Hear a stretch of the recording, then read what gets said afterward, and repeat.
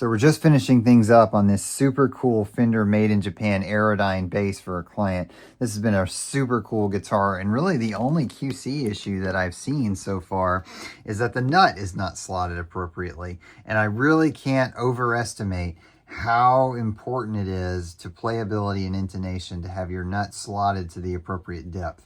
Now, one of the things that you absolutely need to have to do this job appropriately is an appropriately gauged set of nut slotting files. So here's a 46, and here's an 85 for the 8 string, and here is a 105 for the low E. Now you may ask, do you have a single set of files for every single string gauge under the sun? No, and very few technicians do.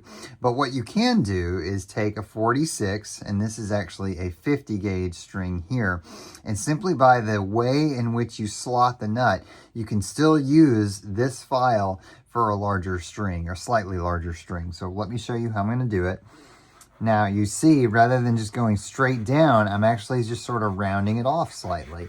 And this will account for the thicker string and still allow me to be able to slot the nut appropriately. All right, so I took a little bit of material off. I'm going to put the string back on. And I'm going to tune back up to pitch.